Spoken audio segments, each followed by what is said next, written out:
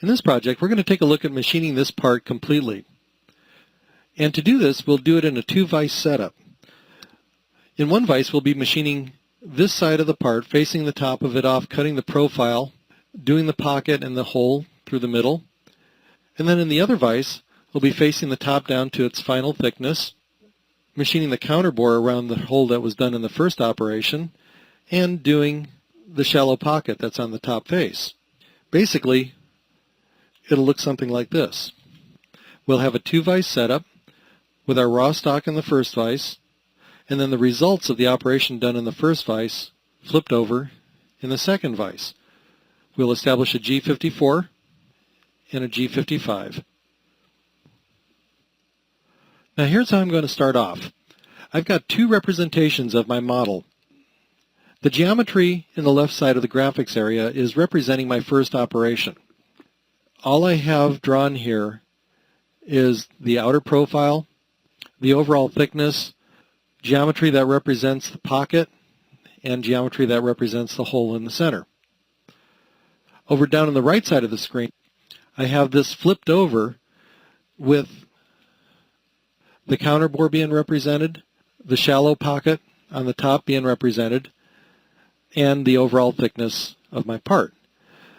So my second operation is going to consist of facing the top of this, pocketing this shallow pocket, and coming in and doing this counterbore.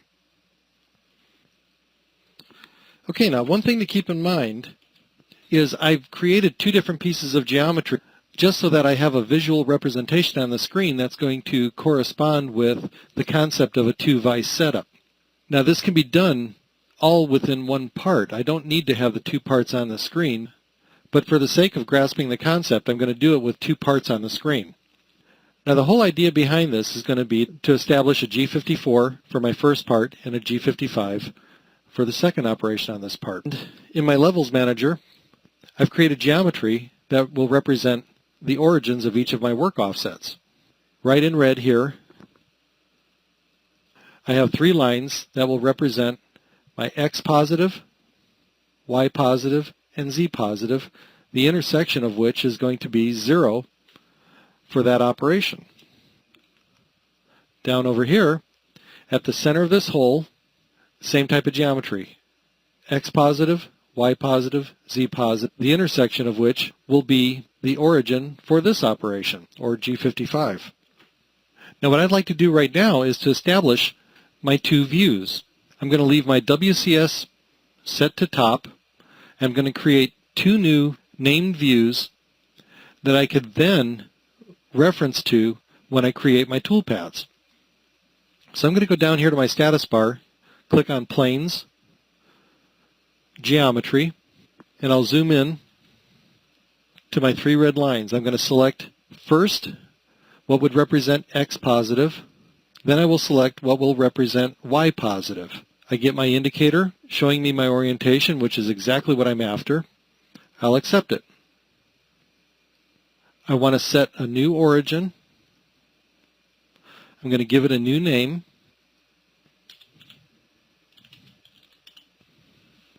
I'm going to give it a work offset of 0, and I will select my origin. I'll come down over here and I'm going to pick that point. And once I have my view completely set, I'll click OK. Now I'll do the same thing with the part for operation 2.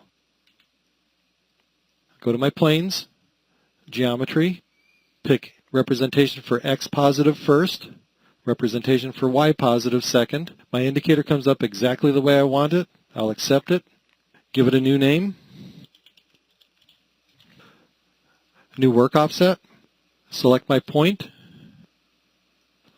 and click OK. Alt F1 fits everything to the screen.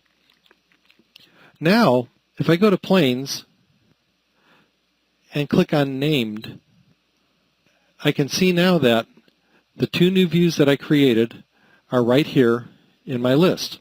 And all I need to do now is to toggle back and forth between them as I create my toolpaths. So I'm going to start on part number 1, and I will highlight this, click OK, and now down in the bottom of my screen, my WCS is still set to my top, but my tool and construction plane, my TNC plane, are set to CNC Part 1, which was the first view that I created, and that is for this part. That will be G54. Now the first operation that I'd like to create is to face off the top of my parts. I've created wireframe geometry that would represent the stock for these two operations. I'll go into my Levels Manager, and I'm going to turn on wireframe stock for Part 1 and base wire for Op 2, and click OK. Now I'm going to right-click in my Ops Manager, go to Mill Toolpaths, Face. I'm going to chain, and I'm going to pick the outline of my stock and say OK. I'll go to my tool library. When you're creating a facing operation, if you find that there are no tools listed in your library, go to your filter and make sure you turn on your other end mills. And I'm just going to pick a 1-inch diameter end mill. Sometimes what happens is only face mills is toggled, and this tool library does not have any face mill. I'm just going to use a 1-inch diameter end mill and click OK. I'm going to double-click my end mill and go into my parameters and have it calculate my speeds and feeds. I'll select 6061 aluminum. My plunge rate, I'm going to change to 10 inches a minute. And my retract, I'm going to boost that to 15 inches a minute. And I'll click OK. Make sure that all my numbers are where they should be. My facing parameters, the top of my stock is sitting at 100 thousandths. My depth, I'm going to go back to my graphics area and pick something that represents the top of my part. So I have 100 thousandths to take off. So my depth is going to come down to 0, but it's starting at 100 thousandths. So I'm going to do depth cuts. I'm going to limit it to 50 thousandths with one finish cut at 15 thou. And I'll click OK. 0 stock to leave. My step over, I'll make this 60%, and that should all be good. And I'll click OK. Alt F1, and I have my facing toolpath. Now the next operation that I like to do is, using the same 1-inch end mill, I'm going to profile the outside of my part.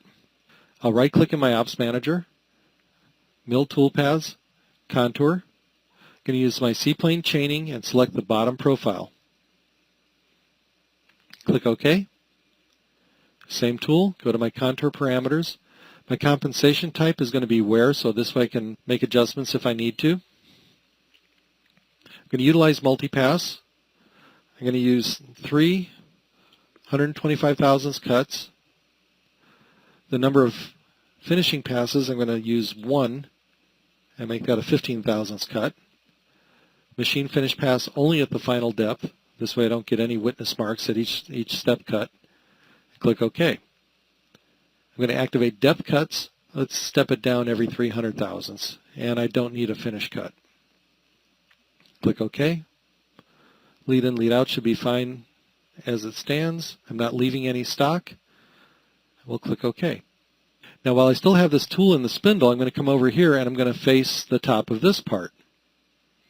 Now currently I'm set to CNC Part 1. If I go ahead and create another toolpath without changing this, all of the values for my toolpath are going to be based on 0 being over here. I don't want that. I want 0 for the next toolpath to be over here. So I'm going to go down to my status bar, click on Planes, select Named, highlight CNC Part 2, click OK, go to my information down here, and I am set up to CNC Part 2. I'm going to right-click in my Ops Manager, Mill Toolpaths, Face. I'll come over here and I'm going to chain the top of my stock representation. Click OK. Same end mill. Going over my facing parameters. The top of stock has automatically been set by the chain that I selected. My depth, I'm going to zoom in on my part and select a piece of geometry that represents the top of my part. So I'll be removing a total of 225 thousandths worth of material here. Double check my depth cuts. I'll take 50 thousandths passes with a 15 thousandths finish and click OK. Alt F1. Now my graphics screen is starting to get a little cluttered with the toolpath representation. So I'm going to come over here and select all of my operations, and then I'm going to toggle my toolpath display off.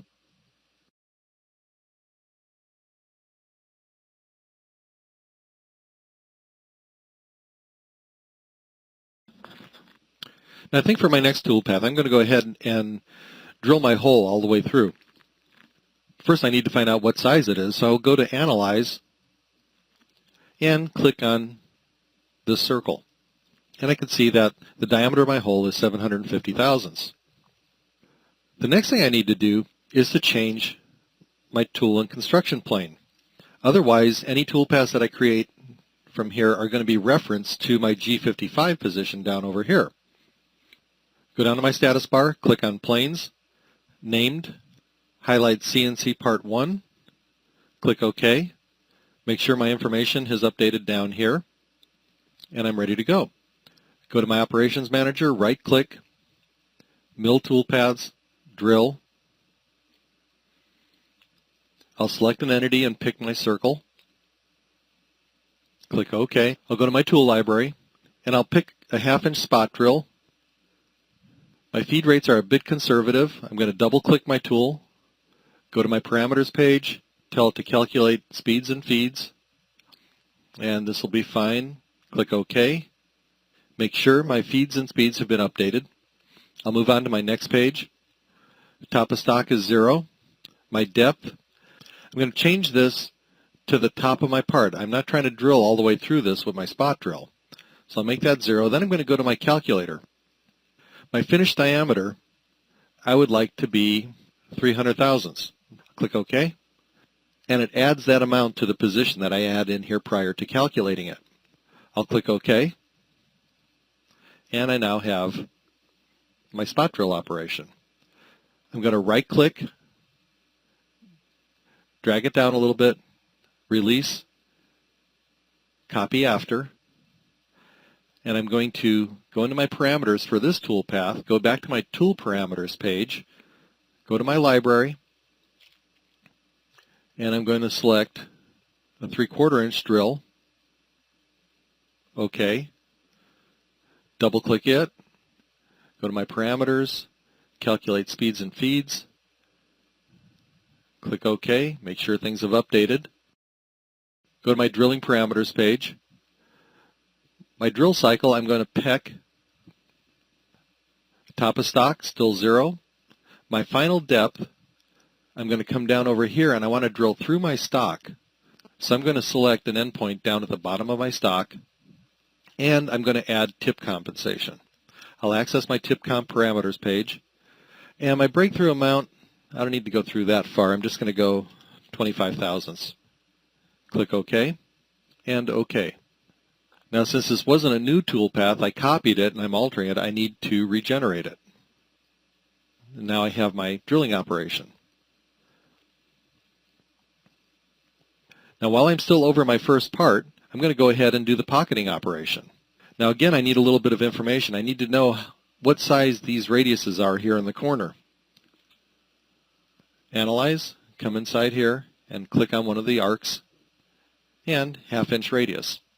So I can go in there with a 1/2 inch end mill. I'm going to go in with one a little bit smaller than that, just so that I could profile it rather than plunging into corners. Right-click, Mill Toolpath, Pocket, and I'm going to chain down here at the bottom of my pocket, and I'm going to select a point. I'll zoom in on my part,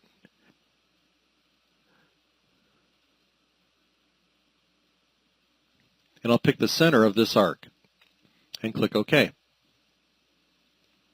Go to my library, and I'm going to select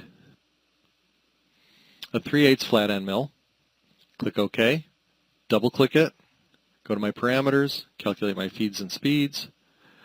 I'm going to change my plunge rate to 10, my retract to 15, and click OK. Make sure my speeds and feeds have updated. Go to my pocketing parameters page. Top of stock 0. My depth is 875. I'm going to utilize depth cuts. I'll go 150 thousandths per cut with one finish cut. and we'll do that finish step at 15 thousandths. Click OK. Continue on to my roughing finishing parameters. I'll use parallel spiral. I'm going to cut it down to about a 45% step over. My finish, cutter comp, wear. This way I can adjust my size. Turn on my lead in, lead out, and my line length, I'll make that 30%. My arc, about 30%. Carry it over. Click OK.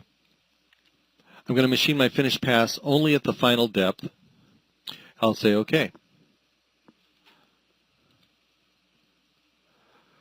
Now with this one I'm going to backplot. I'll click on my program file. And what you'll see is, since I selected not only the pocket profile, but the center of this hole, it enters at the center and works its way out, enters at the center again, and each time my tool plunges straight down the center of that hole. Now with the same tool I'm going to come over and do this shallow pocket over on my second part and do the counterbore. And once again, I need to go into my planes, select named, CNC part 2, OK, make sure that everything updates, right click, mill toolpaths, pocket, come over to my second part, and I'll chain the bottom of this shallow pocket, as well as the center of the existing hole. Same end mill, pocketing parameters, top of stock is 0, depth is 62.5 thousandths. My depth cuts, I'll leave my depth cuts alone. I'm telling it a maximum 150 thousandths, but I also told it that I want one finish pass of 15, so it knows my final depth is 62.5 thousandths, and the difference will be the first cut that this operation takes. Go back to my roughing and finishing parameters. Everything should stay the same.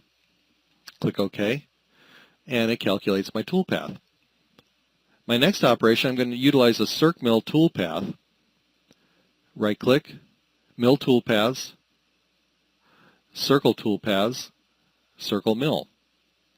Entities, I'm going to pick my larger diameter, click OK, same end mill, circ mill parameters page, cutter comp will be where, my depth will be down here, and I'll use multiple passes with one finishing pass at 15 thousandths and only at the final depth. And I'll click OK. And I'll backplot this one. Plunges straight down the center, comes out, sweeps on, goes around, comes out, takes one more finish pass, and we're set.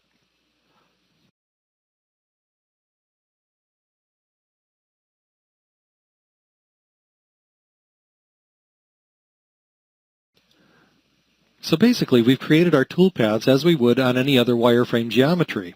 The key difference is this. We established two new views and gave them each a unique name. Each of them were assigned their own work offset, and each view had its own origin. So when toolpaths are created, the calculations are relative to the active view. So once we've created our two named views, all we needed to do was activate the desired view and then create the toolpaths that correspond with it. I'm going to click on my toolpath group so that it selects all of my operations. And let's see what this looks like in Verify. Now I've created an STL file that in Verify will be a closer representation of what we would actually see on the CNC mill. And as I go into Verify, what you're seeing right now is a representation that Verify extrapolated from the toolpath itself. Verify will not automatically display multiple work pieces. However, I can accomplish this by utilizing an STL file.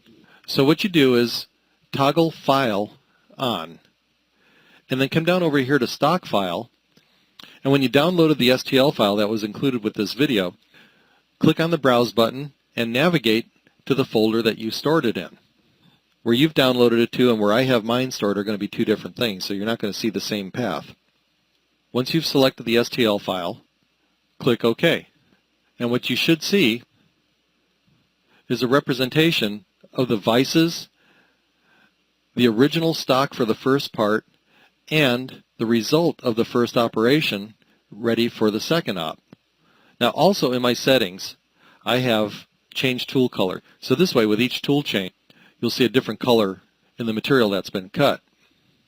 I'll kick up the quality, turn the speed down a little bit, and we'll go ahead and machine it. Comes down, and it faces off the top of the first part.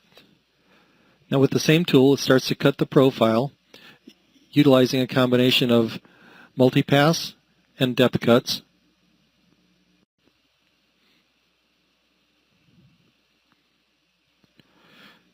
Once it completes the profile in the first part, it'll move over and start to face off the second part. Then it's back to the first part for the spot drill and the drill operation, and then continues on with the pocketing operation.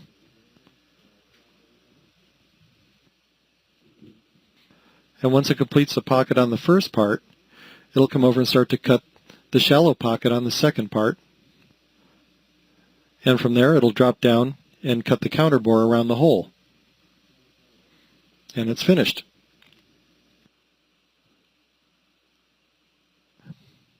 Now all of the operations look proper. The key to this is going to be how does it post out. I'll close this. Now before I post this, I'm going to do one more thing just so that we can see this a little bit more easily. I'm going to right click, edit selected operations, edit common parameters, and I'm going to force tool change. Apply, and click OK. Regenerate all. By turning on Force Tool Change, Mastercam will force a tool change at every operation, even if the previous operation is using the same tool number. This may not be an option that you want to utilize when you're actually cutting the part, but for looking at the program right now, it'll help distinguish the individual operations more clearly. My first operation starts out at G54, and this will be my facing operation. The next operation, same tool, is going to be for my contouring, and still at G54. Now the next operation is facing off the second part, and you'll see that it switches over now to G55. Scroll on down. The next operation is with the spot drill. That'll be for the first part again, and we're back to G54. Drilling the 3/4 inch hole, G54. Going in with the 3/8 flat end mill to do the pocket, we're still at G54. Continuing to the next operation, we're over to part 2, doing the shallow pocket, and we're at G55. And then coming back in for the counter bore, still at G55. And that's it. So our program is switching back and forth between our work offsets just the way we wanted. I'm going back into my Levels Manager, and I'm going to turn on the last 4 levels. This will make the representation of our machine setup visible. By using this method, we've been able to take advantage of multiple work offsets.